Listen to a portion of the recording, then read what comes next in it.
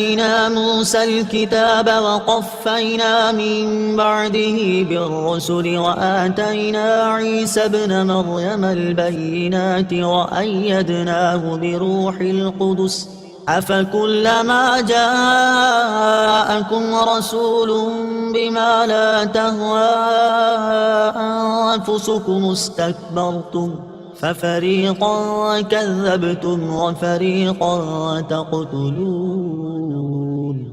ترجمہ: اور بے شک ہم نے موسیٰ کو کتاب عطا کی اور اس کے بعد پے در پے رسول بھیجے، اور ہم نے عیسیٰ بن مریم کو کھلی نشانیاں عطا فرمائیں اور پاک روح کے ذریعے ان کی مدد کی۔ تو اے بنی اسرائیل، کیا تمہارا یہ معمول نہیں ہے کہ جب کبھی تمہارے پاس کوئی رسول ایسے احکام لے کر تشریف لایا جنہیں تمہارے دل پسند نہیں کرتے تھے تو تم تکبر کرتے تھے، پھر ان انبیاء میں سے ایک گروہ کو تم جھٹلاتے تھے اور ایک گروہ کو شہید کر دیتے تھے۔ وَلَقَدْ آتَيْنَا مُوسَى الْكِتَابَ، اور ہم نے موسیٰ کو کتاب دی۔ تفسیر صراط الجنان میں ہے، یہاں سے بنی اسرائیل کو دی گئی مزید نعمتیں بیان کی جا رہی ہیں۔ اس آیت میں کتاب سے توریت مراد ہے، جس میں اللہ تعالیٰ کے تمام عہد مذکور تھے۔ ان میں سب سے اہم عہد یہ تھے کہ ہر زمانے کے پیغمبروں کی اطاعت کرنا، ان پر ایمان لانا اور ان کی تعظیم و توقیر کرنا، جیسا کہ سورہ مائدہ آیت نمبر 21 میں مذکور ہے۔ وَقَفَّيْنَا مِن بَعْدِهِ بِالرُّسُلِ، اور اس کے بعد پے در پے رسول بھیجے۔ تفسیر صراط الجنان میں ہے، حضرت موسیٰ علیہ السلام کے زمانے سے حضرت عیسیٰ علیہ السلام تک متواتر انبیاء کرام علیہ السلام آتے رہے۔ ان کی تعداد 4000 بیان کی گئی ہے۔ یہ سب حضرات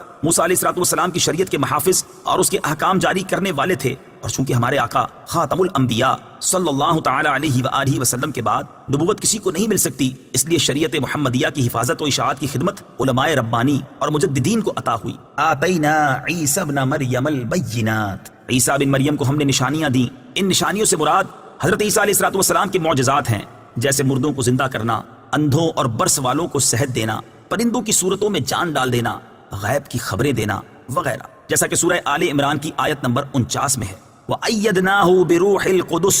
اور پاک روح کے ذریعے اس کی مدد کی۔ روح القدس سے حضرت جبریل امین علیہ السلام مراد ہیں کہ وہ روحانی ہیں اور ایسی وحی لاتے ہیں جس سے دلوں کو حیات یعنی زندگی ملتی ہے۔ حضرت جبرائیل علیہ السلام کو حضرت عیسیٰ علیہ نبینا علیہ السلام کے ساتھ رہنے کا حکم تھا۔ حضرت عیسیٰ کے آسمان پر اٹھائے جانے تک حضرت جبرائیل علیہ السلام سفر و حضر میں کبھی آپ سے جدا نہ ہوئے، اور حضرت جبرائیل کی تائید حضرت عیسیٰ علیہ السلام کی بہت بڑی فضیلت ہے۔ حضور سید المرسلین صلی اللہ تعالی علیہ وسلم کے صدقے میں آپ صلی اللہ تعالی علیہ وسلم کے بعض امتیوں کو بھی روح القدس کی تائید میسر ہوئی۔ چنانچہ بخاری ابو داؤد کی حدیث میں ہے کہ حضرت حسان رضی اللہ تعالیٰ عنہ کے لیے ممبر بچھایا جاتا اور وہ نعت شریف پڑھتے، حضور پرنور صلی اللہ تعالی علیہ وسلم ان کے لیے دعا فرماتے، اللہم ایدہ بروح القدس، اے اللہ روح القدس کے ذریعے حسان کی مدد فرما۔ غیر خدا کا مدد کرنا شرک نہیں۔ اس تفسیر سے یہ بھی معلوم ہوا کہ غیر خدا کی مدد شرک نہیں۔ اللہ تعالیٰ نے حضرت عیسیٰ علیہ السلام کی مدد حضرت جبرائیل علیہ السلام کے ذریعے فرمائی، اور جب حضرت جبرائیل مدد کر سکتے ہیں تو حضور پرنور صلی اللہ تعالی علیہ وسلم بھی اللہ تعالیٰ کی عطا کی ہوئی طاقت و قدرت سے یقیناً مدد فرما سکتے ہیں۔ حضور اقدس صلی اللہ تعالی علیہ وآلہ وسلم کا اپنی ظاہری حیات مبارکہ میں مدد فرمانے کا تو کثیر احادیث میں ذکر ہے، البتہ ہم یہاں دو ایسے واقعات ذکر کرتے ہیں جن سے یہ ثابت ہوتا ہے کہ سرکار دو عالم صلی اللہ تعالی علیہ وآلہ وسلم نے اپنے وصال ظاہری کے بعد اپنی بارگاہ میں حاضر ہو کر فریاد کرنے والوں کی مدد فرمائی۔ مشہور محدثین امام ابو بکر بن مقری، ابو القاسم سلیمان بن احمد طبرانی اور امام ابو شیخ رحمۃ اللہ تعالی علیہم نے مزار پرانوار پر حاضر ہو کر بھوک کی فریاد کی، تو رسول کریم صلی اللہ تعالی علیہ وسلم نے ایک علوی کے ذریعے انہیں کھانا بھجوایا، اور اس علوی نے کہا، آپ لوگوں نے بارگاہ رسالت میں فریاد کی تھی تو مجھے خواب میں حضور اقدس صلی اللہ تعالی علیہ وآلہ وسلم کی زیارت ہوئی، اور حضور پرنور صلی اللہ تعالی علیہ وآلہ وسلم نے مجھے حکم فرمایا کہ میں آپ لوگوں تک کھانا پہنچا دوں۔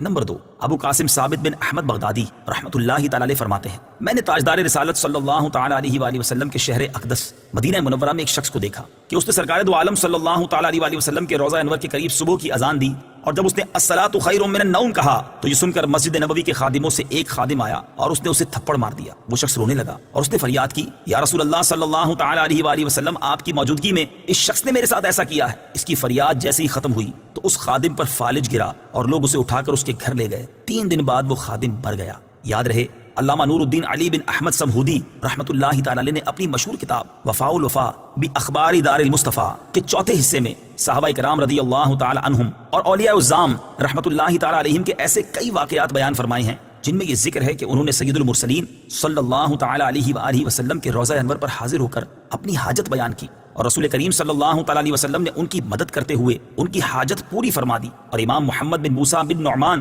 رحمۃ اللہ تعالیٰ علیہ نے تو اس موضوع پر مصباح الظلام فی المستغیثین بخیر الانام کے نام سے باقاعدہ ایک کتاب بھی لکھی ہے. لا تہوا انفسکم، تمہارے دل پسند نہیں کرتے. تفسیر صراط الجنان میں ہے یہودی لوگ پیغمبروں کے احکام اپنی خواہشوں کے خلاف پا کر انہیں جھٹلاتے اور موقع پاتے تو ان انبیاء کرام علیہ الصلوۃ والسلام کو قتل کر ڈالتے تھے، جیسا کہ انہوں نے حضرت زکریا علیہ الصلوۃ والسلام، حضرت یحییٰ علیہ نبینا علیہ الصلوۃ والسلام اور ان کے علاوہ بہت سے انبیاء کرام کو شہید کیا، حتیٰ کہ ہمارے آقا علیہ الصلوۃ والسلام کے بھی درپے رہے. کبھی آپ صلی اللہ تعالیٰ علیہ وآلہ وسلم پر جادو کیا، کبھی زہر دیا، اور ان کے علاوہ آپ علیہ الصلوۃ والسلام کو شہید کرنے کے لیے طرح طرح کے فریب کرتے رہے. آیت سے یہ بھی معلوم ہوا کہ احکام الہی پر اپنی خواہشات کو ترجیح دینا یہودیوں کا، جبکہ حکم الہی کے سامنے اپنے نفس کو کچل دینا کامل الایمان لوگوں کی نشانی ہے.